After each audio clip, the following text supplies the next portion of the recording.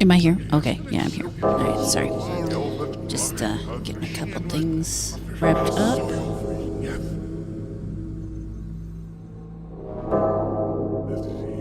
Gotta finish the fun stuff of getting the stream started. I did start the stream. Yes, I did start the stream. Okay. One of those moments, don't you know? Where are we? Just sending a tweet out real quick.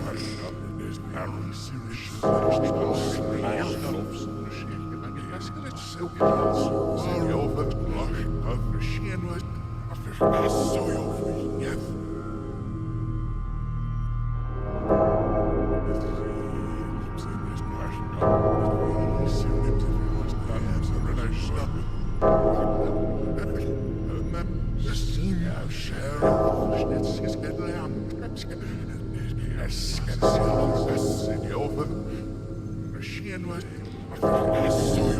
in some emojis.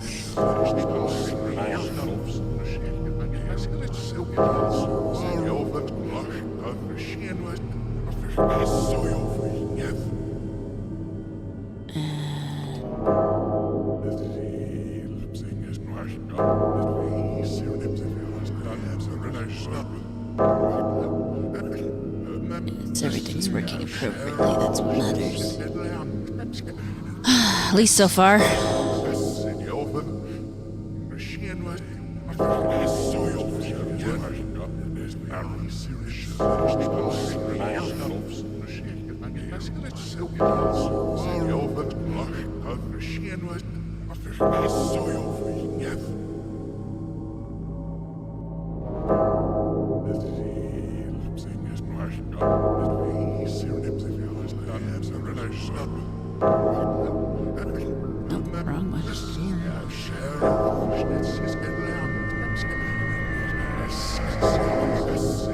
Wow.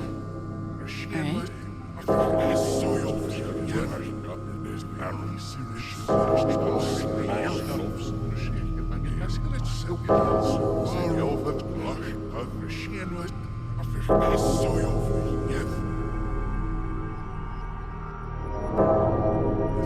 Oh, maybe that's the problem? Put two in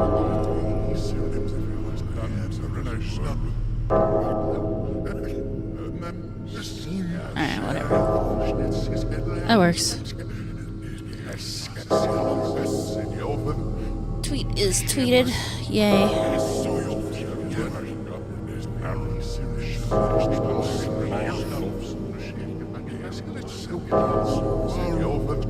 I hope everyone had a lovely weekend.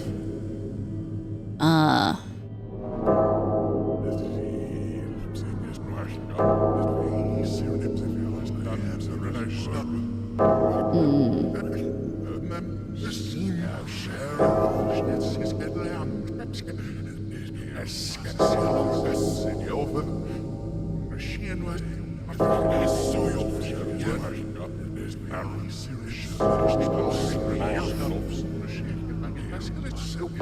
whatever. About that, I don't know. Where was I? I was about to hit a button somewhere. Alright, I was gonna look at my bookmarks.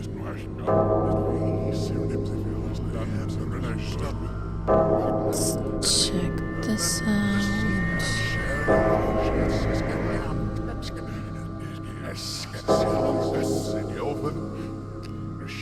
Couple things to be irritated about today, it looks like.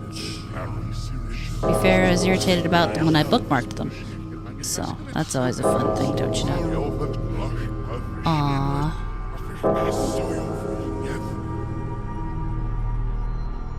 Well, I'm still gonna go ahead and post that. I wonder why the person deleted their post. It's kind of sad. Oh.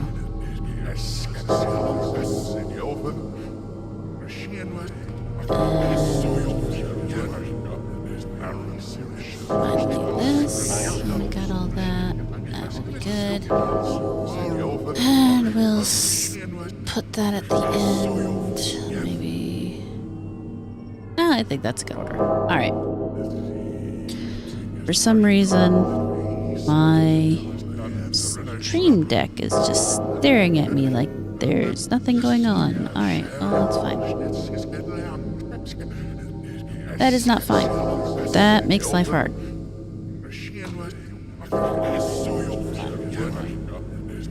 Oh, there we go. Now it's behaving. Hello, hero. Hope you're having a good day at work. Thank you for being here. Alright. So let's go ahead and actually that off.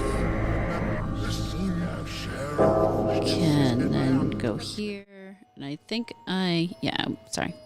You know what? We'll just do it this way.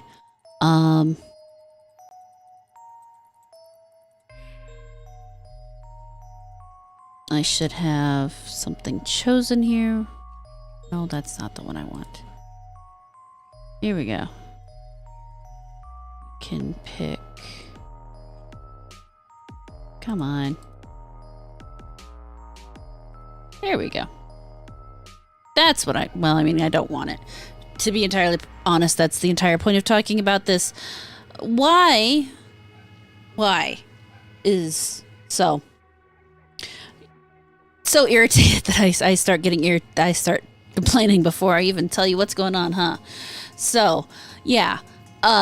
Bloody Disgusting posted over the weekend, I think. Yeah, the 31st on Friday. Was that Friday? Yeah, that was Friday. Not one, but two new Nightmare on Elm Street movies are in development, with Paramount and Warner Brothers racing to bring Freddy Krueger back to the big screen first. Jesus Christ. Hi, Dragzilla. How you doing? Yes, it's an irritation day. Oh my God. So, perhaps little-known lore or well-known lore. I don't know. Nightmare on Elm Street's one of my favorite horror properties. Freddy Krueger, Robert Englund. He is Freddy Krueger. There are not many people. There are maybe two people in this world who have the potential to actually live close to what he did. I sincerely doubt anyone will ever surpass him. And just living up to him would be nearly impossible as is. So the fact that both Paramount and Warner Brothers are trying to do this is kind of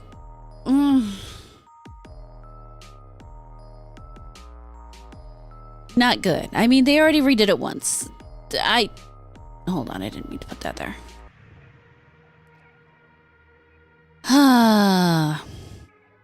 We are going to actually look at this because I did read it a little, but I didn't read it a lot. But there is some pertinent information in here that I feel should perhaps be shared.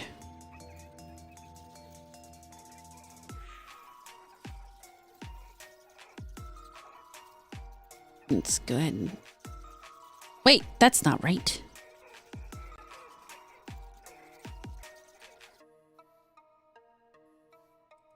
No. That's what I wanted. There we go.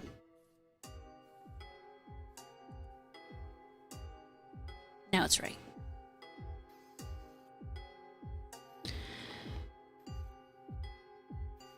So now, apparently... When did that even come out? Hold on, I gotta look at that. Because I don't remember the year because I hate it. Nightmare. 2010. So yeah. Apparently the last Nightmare on Elm Street movie, that horrible, horrible remake that totally misses the point of the series, came out in 2010. And so Robert Englund was asked why there wasn't anything going on. Unfortunately, the answer wasn't that, you know, people are out there making their own things and exploring their own ideas, but instead it was because there are so many people involved who have a piece of the action. Apparently, when Wes Craven passed away, he left an awful lot of rights to his estates. He has many, many rights that he worked out between character titles and names and the plot and things like that. New Line Cinema obviously has a big hand in that. And so much of that was surrendered to Ted Turner. And then it went to Warner Brothers. So Warner Brothers does have a huge piece of the Nightmare on Elm Street IP. And apparently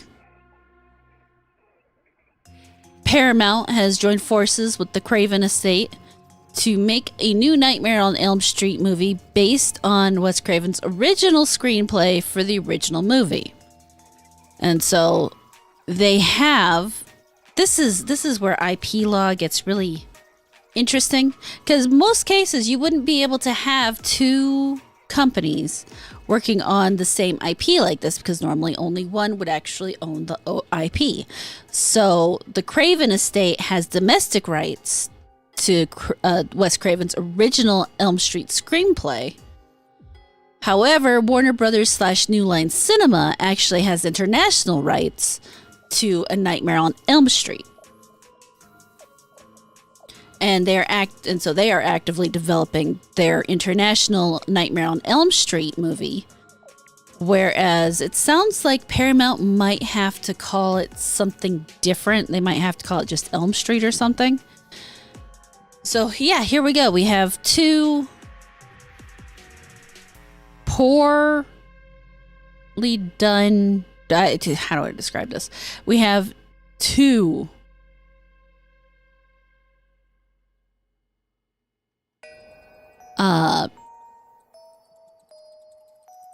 bad actors, two groups who have no idea how to do shit, trying to remake a horror movie that was absolutely fantastic,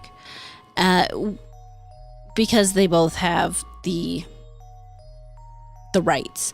The funnier thing is if, for those of you who are paying attention, Paramount is currently in the middle of trying to acquire Warner Brothers.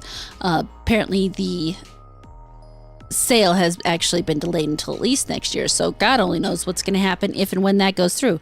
We don't know what exactly is going to come from this going forward. I mean, how far can they get before this sale goes through? And if it does go through, do they keep both projects? Do they cancel one project? Do they combine projects? This is going to be interesting. But in the end, how is this actually going to work?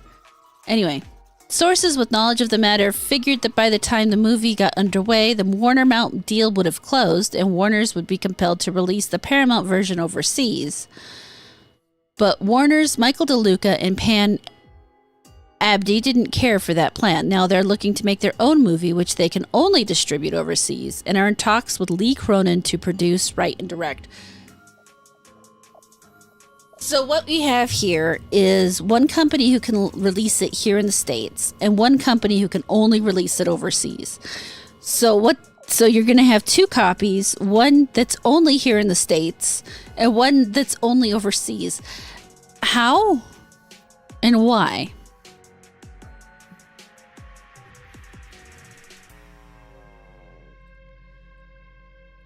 And here's the thing. Can you make Nightmare on Elm Street a strictly international title and have it still succeed? That's the question. Will it still succeed as a strictly international title? Because if there's anything that I personally consider huge to the success of Nightmare on Elm Street, it's the fact that it is distinctly Americana. It has American just stamped deep into its blood. I mean, this is all about a suburban family, a suburban group of teenagers who discover a terrible thing that happened at a suburban high school. Well, not even discovered a terrible thing, but basically get tortured by the terrible thing that their parents did at a suburban high school, kind of the PTA banding together to rightfully, to be clear, protect their children from a predator, and that predator comes back with a vengeance. How do you translate that to a strictly overseas movie? Or do you try to do that? I don't even know how much success A Nightmare on Elm Street really saw internationally. That's a really good question.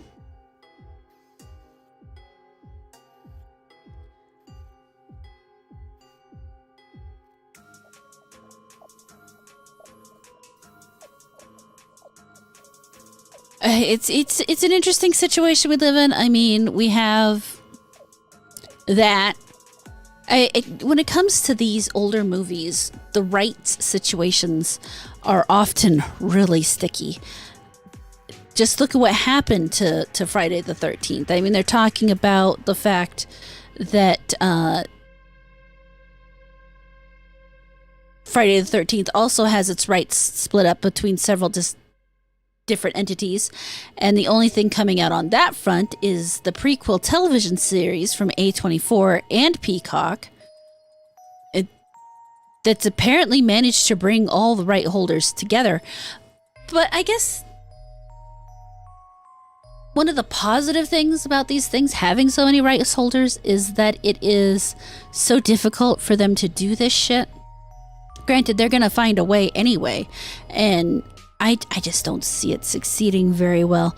I will say, on a little bit of reflection, I have decided that if they tried to go forward with it, I would like to see Bill Skarsgård try to be Freddy, but I think he could get close. I don't think he could really do it as well, but I mean, his It was very good, even if I have some issues with the movie itself. Oh, the two movies themselves. But him as It, he did a fantastic job, and everything I've seen from him has actually been very good as far as his horror stuff goes. He did that Castle Rock TV show and did a good job there. I would have liked to see more of that, but whatever. And he did good in Barbarian for as small as his part was. But yeah, that's what's going on with movies, at least as far as I care. So ridiculous. Having two companies one company who's trying to buy the other company, one company with international rights while the other company has domestic rights, both trying to put out the same movie. And while I like Lee Cronin, it's like, can he really do it? I don't know. At that point, it kind of depends on the script, I guess. But I just don't trust them to have the same kind of balls that they used to do these kinds of movies. You know what I mean? It was not great. Okay, that was an understatement. It was awful the last time they tried to remove them or remake them. Just absolutely horrific is the best way to say it. Oh my god. But yeah, we'll just go ahead and move on. Let me have a second here to find my tabs. Where did I put my tabs? No, that's not my tabs. That's my tabs. There we go. Do I want to talk about that next, or do I want to... Actually, I guess I could put those together.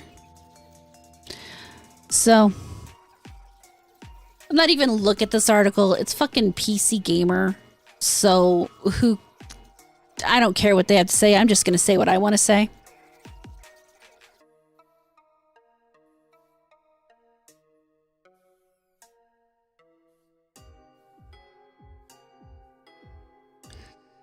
So, PC Gamer, the great RPG debate. Do RPGs really need romanceable companions? The answer is no. RPGs do not need romanceable companions. Romanceable companions can increase the enjoyment of a game, can add a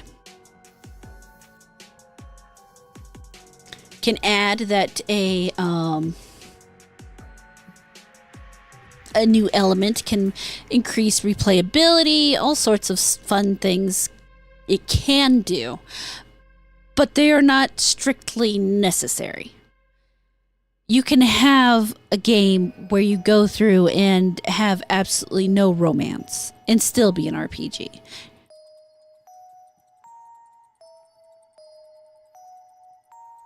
On the other hand, you can add it to a game and totally fuck the game and make it absolutely terrible.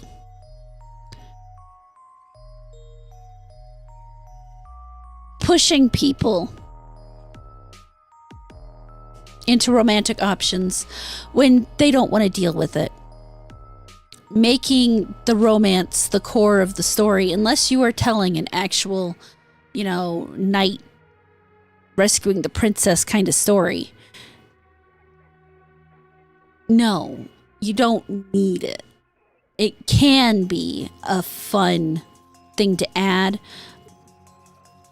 but unless you're trying to write a romance game, it is not strictly necessary. God damn it, the cats have been chewing on my microphone again. Tifa and Aerith were well done. I mean, they were very... I wouldn't even necessarily call that all that much of a romance option. What did you do? You went on a date. You rode around in a thing. What was that thing called? It's been so long. Basically a Ferris wheel, but I don't think it was a Ferris wheel. It was such a long ass time ago. I worked so hard to make sure he went on that date with Aerith. But at the same time, it was such a tiny ass part of the game. So small, so missable. If you weren't someone who was actually interested in that kind of thing, you would have missed it. And to be entirely honest, I only realized it the second time I had to go through the game, because the first time I went through the game, so my little brother needed help with the demon wall. And so, I helped him. I got him, I got his levels up. I beat the demon wall for him. I had played the game all the way to just before going in to beat Sephiroth. And I saved over my save spot. That is something that has haunted me to this day. I still occasionally have major depression over that. On the plus side, because I had played through the game once, my brother had printed off the... This is how old I am. My brother had printed the walkthrough from GameFAQ back in the day. So when I replayed the game all the way back to the end, I did use that to get to breed the gold chocobo, to make sure I went on the date with Aerith, to get Vincent and Yuffie or Yuffie, however you said her name, and to get the Knights of the Round and all that stuff, all that far more important stuff than the romance. I mean, obviously I played the romance too, but for an RPG, all that other stuff, the extra actual characters as opposed to the whole, as opposed to the romance.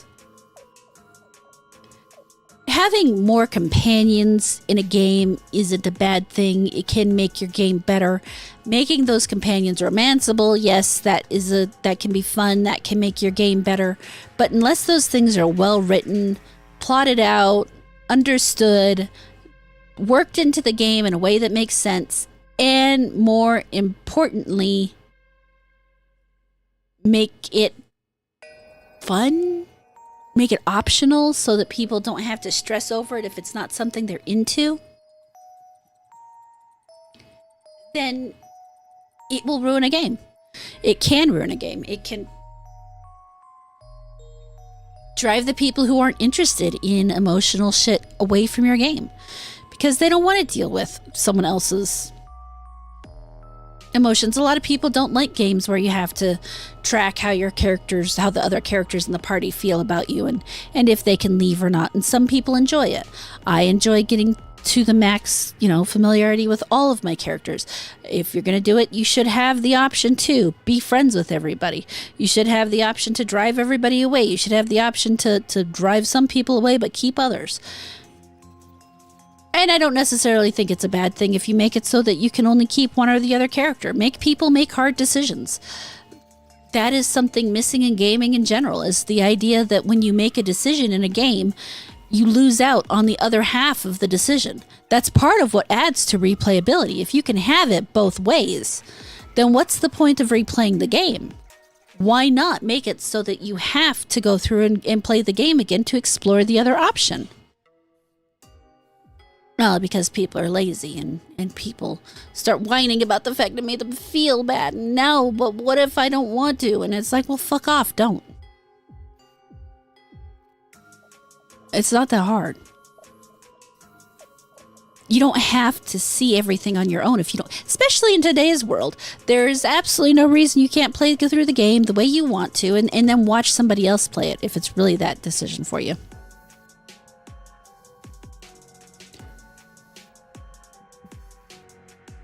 I mean, Baldur's Gate is technically an RPG.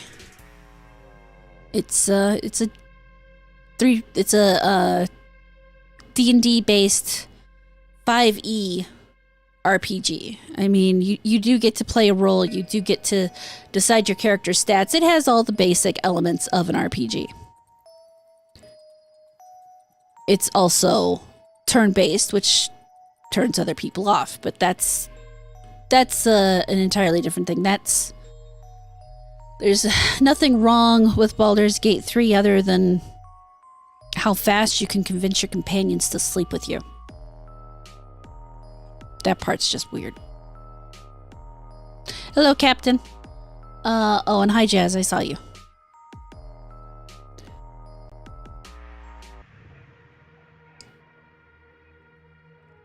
Decisions. The more important thing, the one thing you really do need in an RPG is decisions. Now, these decisions can come across many different situations. Yes, I like the ones that affect the game state in general, what happens to the world. But that doesn't necessarily have to be in an RPG. You just have to make decisions. You have to, decide where you're going to put your stats. You have to decide how your character might react. In minor ways, they don't have to be all the same depth of decision, but decisions are the important part of the role-playing game. That's what makes you play the role, is your decisions. Now, some are going to have more in-depth other ones than others. You're going to have games that aren't really role-playing games that walk the line. What I miss are games like the original Dragon Age and how everything you did had some impact on the world. You could end up ruling the fucking world if you played your cards right. But no, you had to go down this line of laziness, which, you know, speaking of Dragon Age, this actually caveats right well into this kind of thing, which you can't see the original post because the person removed their post for whatever reason. But I can tell you which clip they had up, and it was the one in Dragon Age called, where they did the bar bullshit, she misgenders Tosh, and then she goes and does some push-ups or whatever the fuck it was to make up for misgendering. Now, the entire reason that something like that, and something like, for example, the bear fucking scene from Baldur's Gate are different, is because the bear fucking scene is optional. You do not actually have to fuck the bear. That was something that always pissed me off about that. First, the fact that, in my opinion, that scene was a joke to begin with. That's why they did the whole thing with the squirrel. I found it highly amusing. A lot of people kind of freaked out about it. But second, you don't have to fuck the bear. You can, at any point in time you actually want, kill the guy who becomes the bear if you don't want to deal with him. For example, I kill Asterion when I can. I do not like Asterion. I hate him. I don't want him in my game. So when I am presented the opportunity, I kill him.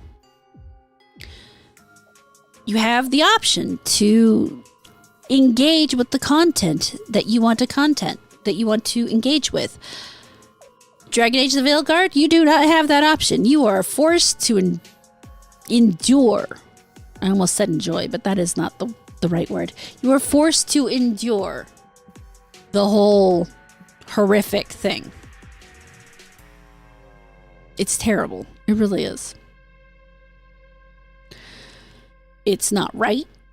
You shouldn't have to. No, you shouldn't. And it's frustrating, to say the least. Because the way they set that up, the way the whole game is pushed, when you look at where we were, you know what, I'm just going to hold on. I should be able to get to my own post. So we're just going to close that for a second.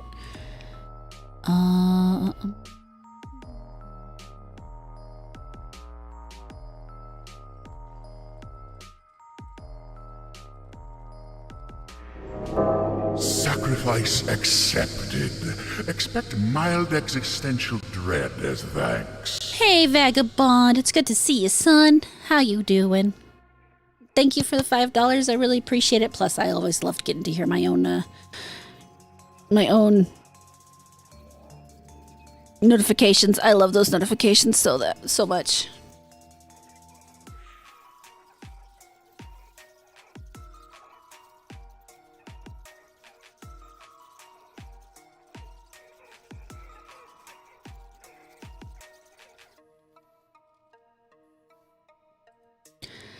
Sorry, I had to respond to that because just being lazy.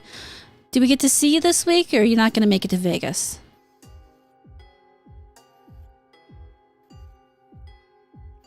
Here we go.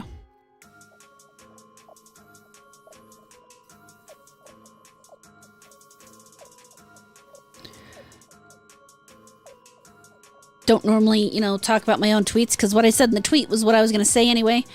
But yeah, so objectively, if you remove the way you feel about the topic in the push-up scene from Dragon Age the Veilguard, make that topic anything else. I mean, change it from it being about Tasha's gender or whatever, pronouns, and make it instead, you know, let's say she was doing it because what's the word?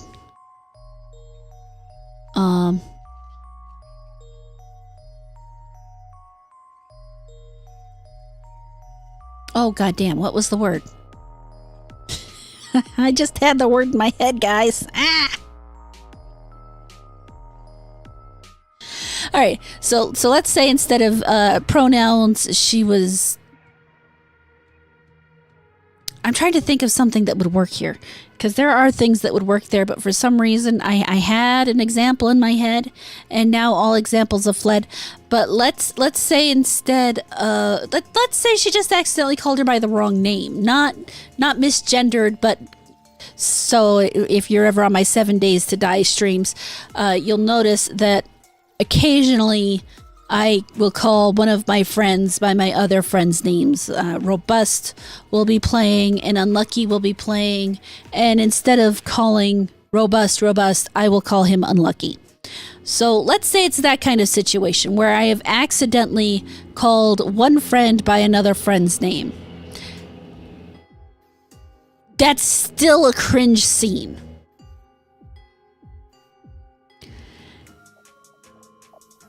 It has nothing to do with, I mean, obviously adding the pronoun thing adds another level of cringe, but it has nothing to do with how bad that scene is. The scene in and of itself is written in a totally awful, cringe way that just hurts your soul when you have to watch it. The explanation, the whole Maker's Panties thing, holy shit. That is...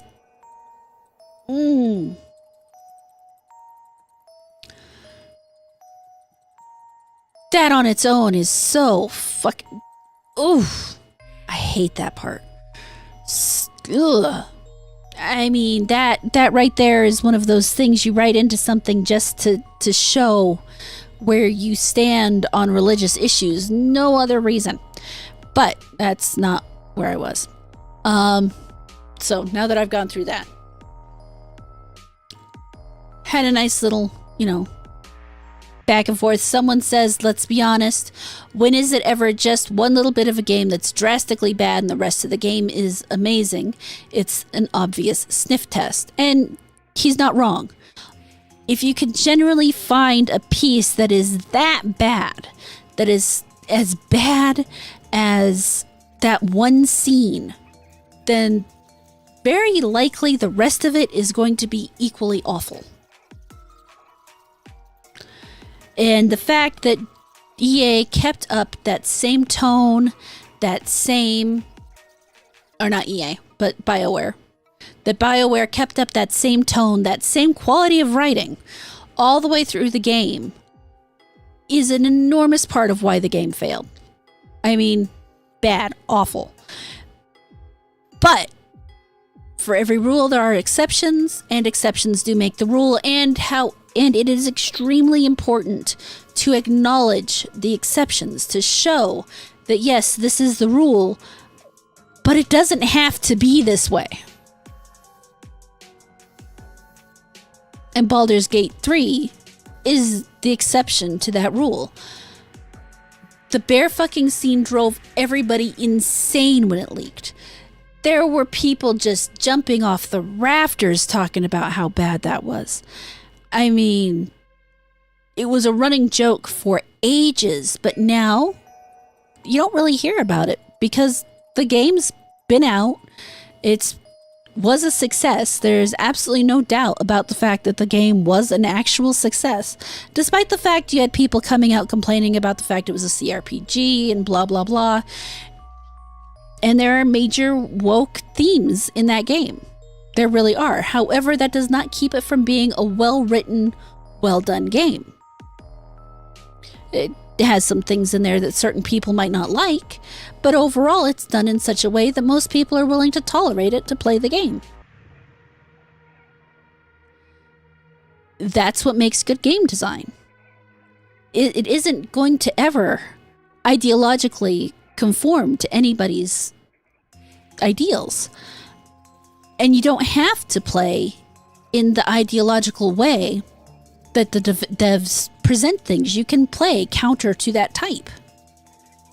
You can slaughter everybody if you want to. There's literally a version of the game where that is what you do. You just kill everybody. So while there might be those themes, you do not have to conform to them. Unlike Veilguard, where you do in fact have to conform to them. Every answer is some kind of vague yes. You don't ever get to be the asshole. You don't get the hard no. You don't get to just kill everybody. I'm not even sure you can drive away the companions, and I'm not going to find out because I'm not playing the game. Not unless if I am ever playing Veilguard, it is because I need a lot of money. And let's face it, I am not popular enough to bring in enough people to pay me enough money to make playing Veilguard worth it. Someday, when I have a couple hundred followers, and oh look, Unlucky's here. No, oh sorry, Robust.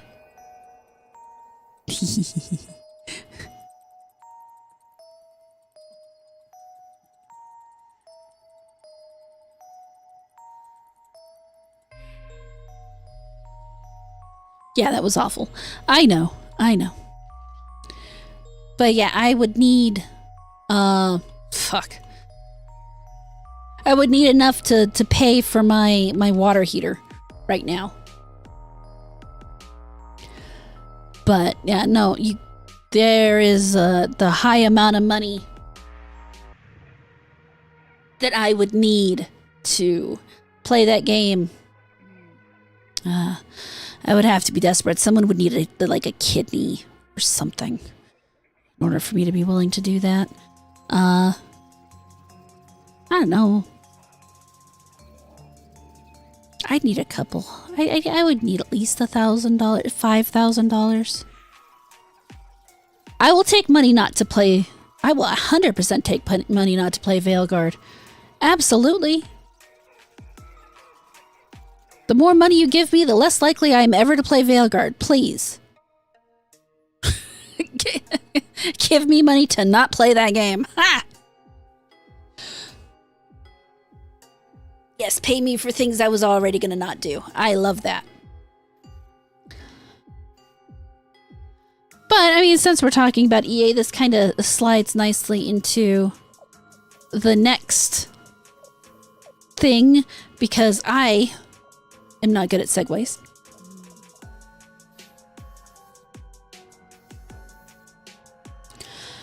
Apparently, EA is going to become a privately owned company.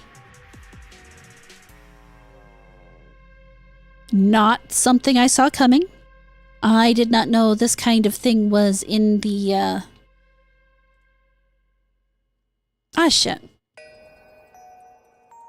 was in the cards. But yeah, apparently EA is being bought by a privately owned company.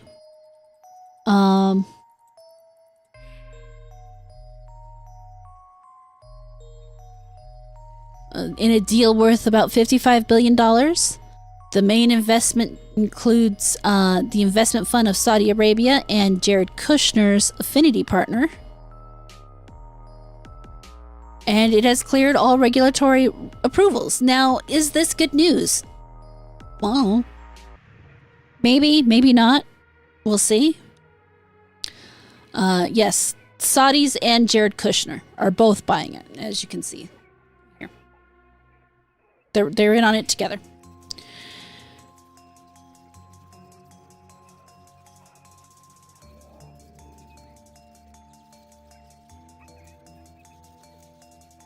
If the Saudi prince wants to send me enough money to make me play Dragon Age, I will accept it. I will accept the money and I will play Dragon Age, but that's a lot of money. But yeah, I mean, we don't know. We don't know if this is going to be a good thing or a bad thing. Now, as a country, Saudi Arabia is obviously far more conservative than the U.S. But does that affect their investment properties? Sometimes yes, sometimes no, because let's face it, people invest in things they don't necessarily agree with all the time. I will say right now, Robust, in terms of Muslim countries, Saudi Arabia is not one of the worst ones. It's a weird way to put that, but it's true. They're not one of the really bad ones that we have to deal with. It's not like Iran. But that's an entirely other thing. That geopolitics, while I have my basic understanding, I don't know.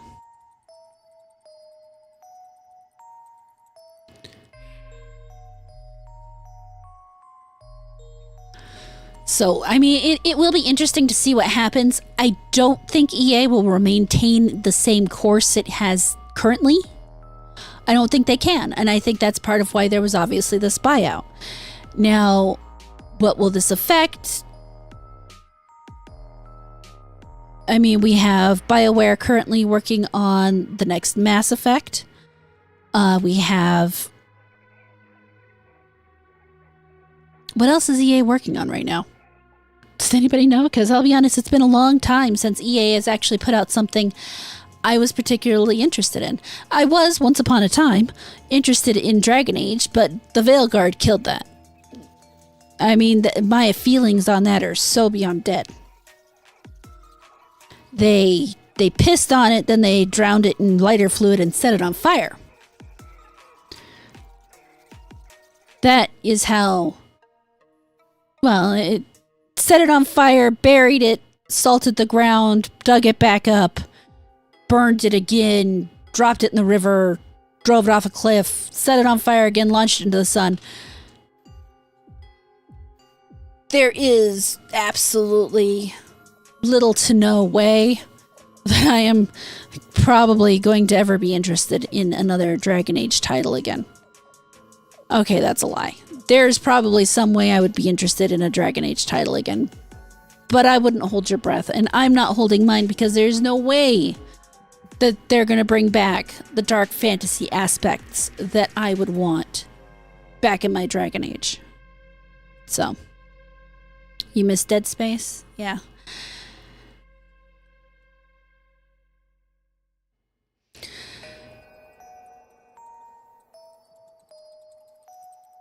So are they... hey, maybe they'll put out a great soccer game.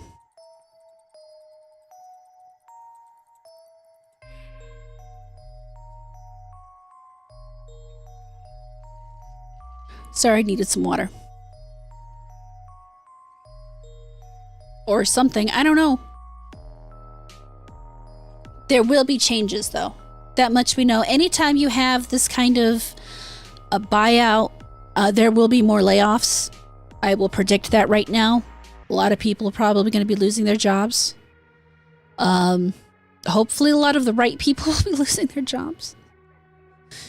As mean as that sounds, that's just the way it goes.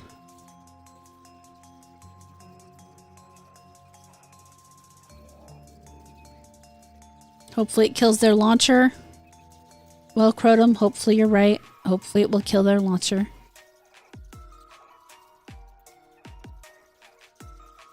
More like an American football game 2027. Layoffs are definitely normal in the gaming industry, but, you know, excuse me, not just the gaming industry, but across industries, anytime you have a buyout or a transfer of ownerships, layoffs happen, because what happens is you're combining two different corporations. A lot of them have similar structures. You have to combine them. You're not going to keep two sets of everything. In something like this, I would expect to see a lot of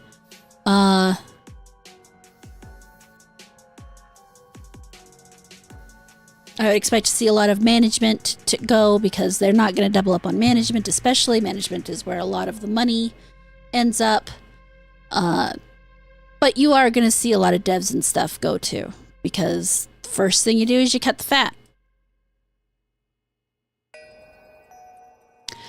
That is an unfortunate thing that happens when businesses fail. People lose their job without notice. It's like, what do you expect them to do? They have no money. They can't continue to pay you. Actually, that was something I should have brought up. Wonder if I can find it. Give me a sec.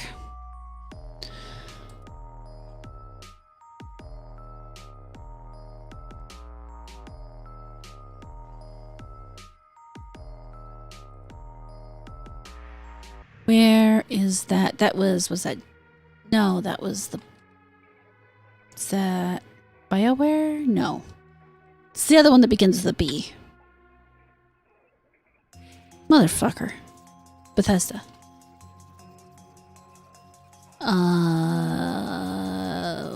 That wasn't a riot, it was a protest.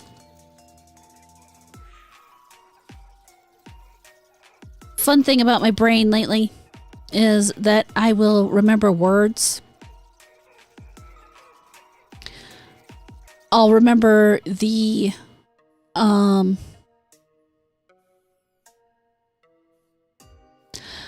know the definition of the word, but I can't remember the word itself.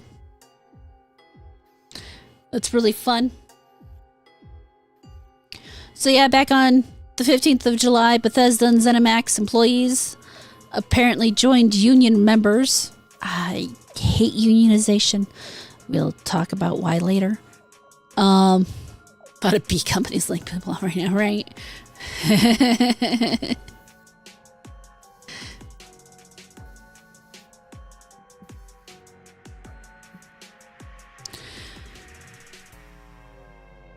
The protest happened after Microsoft cut hundreds of jobs across Bethesda and ZeniMax. Gee, I wonder why.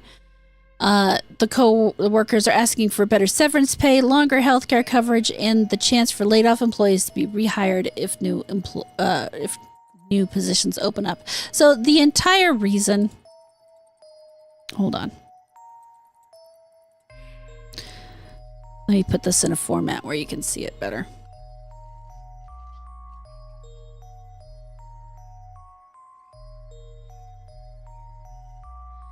The entire reason I bring this up is these signs. So obviously, no devs, no games. Well, the reason I don't care about that statement is, let's face it, there are people out there who are going to create games whether or not they're hired by AAA studios or not. You have a lot of amazing solo devs out there putting out games. Scarlet Deer Inn recently came out by a small Czech developer. And I can't wait to play that. And it has an actually interesting art form to it. We went over the trailer. And they did something so cool. Using embroidery to create the sprites and animate the game. That is so cool. And it came out looking so great. And that is just, I believe it was like a 2-person dev team or something. It was a really small game. And I hope they're seeing plenty of success. I bought it. I haven't had the time to play it yet. And I'm not going to for a little while yet. But the one that gets me, and I'm going to say this right now, if you are going to hold up a sign that says people over profits, then I want to know that what you are in fact doing is saying that you are not going to take a salary.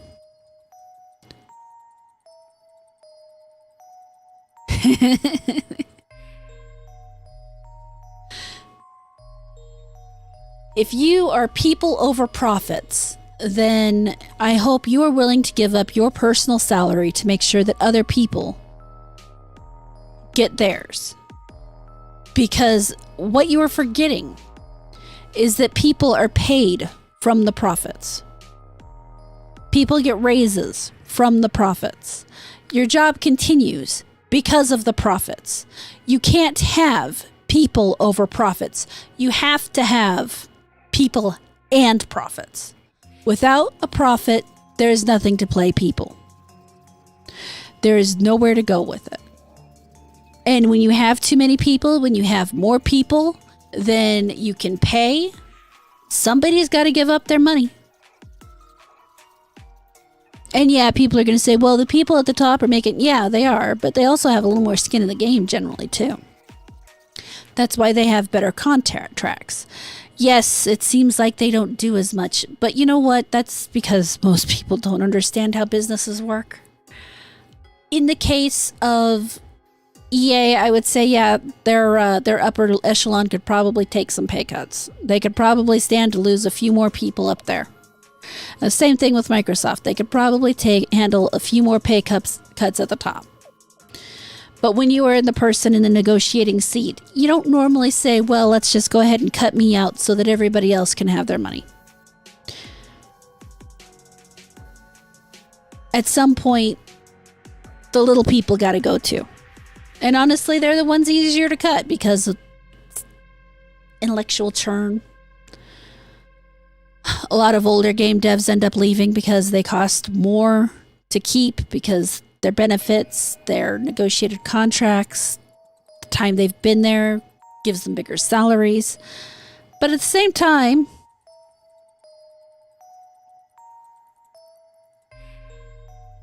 okay, Dread, you're right. Gearbox should get rid of Randy Pitchford. That is 100% true.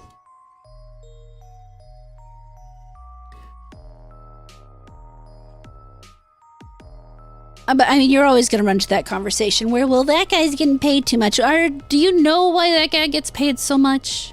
Do you? Because he may be getting paid so much because maybe he does the work that gets him paid that much. Is it fair? No. But guess what?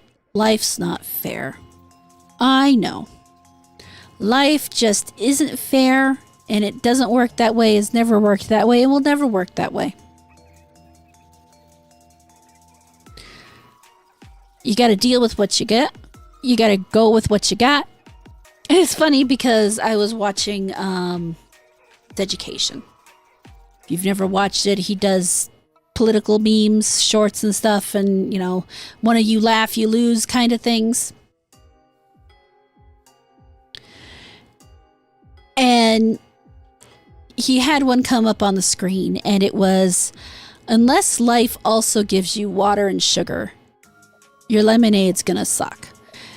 And I feel like that so misses the point of the statement, when life gives you lemons, make lemonade. The point isn't that life should give you everything that you need to make lemonade. The point is that if life gives you lemons, then you take those lemons you are given and you make the effort to make water, or you make the effort to get that water, to get that sugar, to make something better, because you've been given one component. Now it is up to you to find the rest to make something better from what you've been given. Anytime you are given something in life, you have the choice to make something more of it. And if you don't make that choice, you can't blame anybody but yourself. Okay, yeah, life gave you potatoes. Make potato salad. Whatever. Life gives you things. Things land at your doorstep. Sometimes those things suck. Sometimes what life handed you is a fucking rotten fish. You know what you can do with a rotten fish? You can make yourself a pole and go fish up yourself some goddamn fresh fish. There's always something that you can do to make that life better.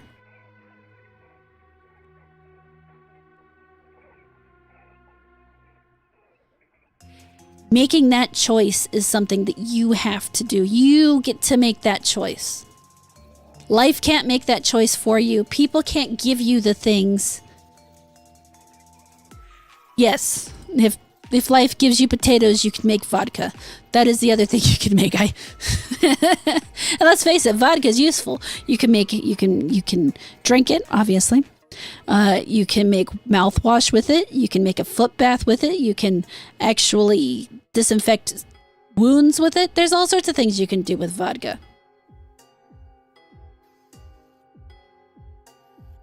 What if life gives you mold? Then you figure out how to make penicillin.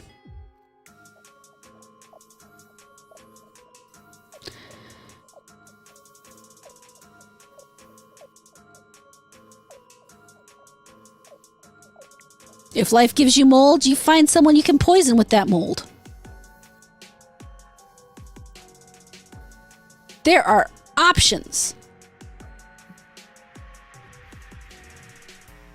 To be fair, Robust, if you're a third worlder, you can always just eat the lemon. Yeah, sure. It's not the most delicious thing to eat on their own, actually. Lemons on their own can be delicious. But at least it's a source of nutrition. And you won't get scurvy.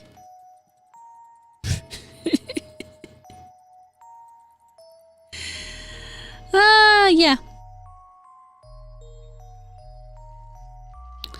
But okay, we've capped out our hour, my friends. I appreciate y'all being here. I will not be around for the rest of the week. Yes, I know I am complaining about the fact that I need a new water heater, but I've also got a Vegas trip planned. So the water heater's going in today. We're heading out to Vegas tomorrow. So if you see me, you will see me you'll see me on Twitter and you'll see me on the Discord. You can join the Discord if you want. The link is down below. You do gotta look for it a little bit. That is my trick to keeping people from just flooding in, yes, from keeping, the masses that are obviously here from flooding my Discord. All of you might stampede it or overtax it or something. I don't know. But there is a Discord down there if you can find it. And if you can find it, you deserve to be there. If you can't, well, that's on you.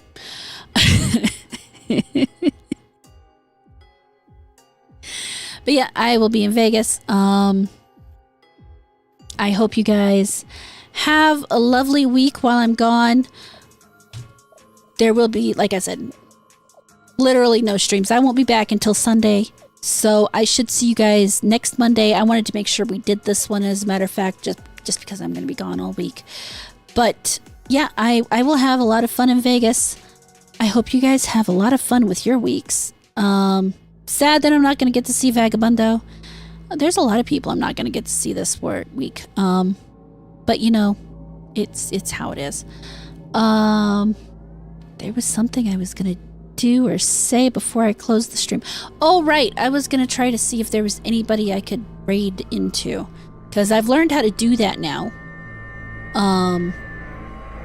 At least on YouTube. I don't know how to do it on X and I don't know. So let's go ahead and set that up really quick. Goes here. Oh, I'm not going to do any gambling in Vegas. I can just barely afford the gas and the food. So, that's basically the entirety of what I'll be doing in Vegas, is eating and everything. Eating and hanging out with people. That will be fun. Oh, Gary's still alive. So I'll send you guys over to Gary. But, yep, that's it. When in Vegas, everything stays in Vegas. Not so much anymore. Not since the invention of the cell phone camera. But yeah, that's it. I'll see everybody next Monday. Take care of yourselves until then. Do go watch the Offensive Charm podcast tomorrow night. I won't be there, but they will still be there talking about everything. That's at 11 p.m. Mountain Time or Eastern Time. So go check them out. And I believe my husband will be streaming tonight if you want to check him out. But, yep, take care of yourselves, and I will catch you guys later. Bye.